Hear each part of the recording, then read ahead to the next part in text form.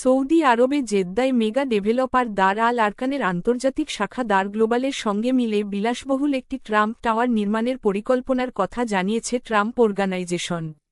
মার্কিন সংবাদমাধ্যম সিএনএন সম্প্রতি এক প্রতিবেদনে জানিয়েছে, পুরো কাজ শেষ হলে জেদ্দার এই টাওয়ারটি সৌদি আরবে ট্রাম্প অর্গানাইজেশনের প্রথম বড় প্রকল্প হবে।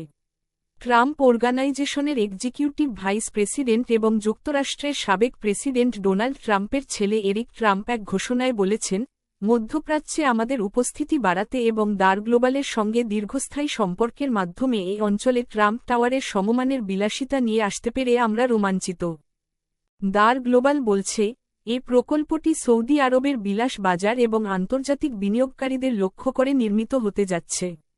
ওমানের 500 মিলিয়ন মার্কিন ডলারের ট্রাম্প ইন্টারন্যাশনাল হোটেল কমপ্লেক্স নির্মাণের ঘোষণার কয়েকদিনের মধ্যেই সৌদি আরবে নতুন প্রকল্পটির পরিকল্পনা প্রকাশ করল ট্রাম্প অর্গানাইজেশন এবং দার গ্লোবাল। 5 তারকা এই হোটেল কমপ্লেক্স চালু হবে 2028 সালের ডিসেম্বরে। এতে একটি নাইট ক্লাব, গলফ কোর্স এবং মেম্বার অনলি ক্লাব অন্তর্ভুক্ত থাকবে।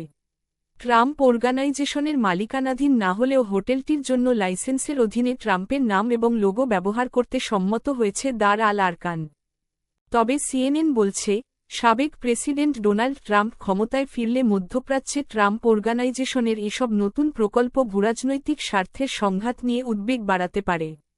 Citizens for responsibility and ethics in ওয়াশিংটনের CREW সিনিয়র ভাইস প্রেসিডেন্ট ও চিফ কাউন্সিল ডোনাল্ড কে শেরম্যান সংবাদমাধ্যম সিএনএনকে বলেন, যুক্তরাষ্ট্রের বাইরে ট্রাম্প অর্গানাইজেশনের ক্রমাগত ব্যবসার সম্প্রসারণে জাতীয় নিরাপত্তা, দুর্নীতি ও সাংবিধানিক উদ্বেগ বাড়ছে। CREW এর 2023 সালের এক বিশ্লেষণে দেখা গেছে, ট্রাম্প প্রেসিডেন্ট থাকার সময় মধ্যপ্রাচ্যের দেশগুলো থেকে কমপক্ষে $9.6 মিলিয়ন আয় করেছেন।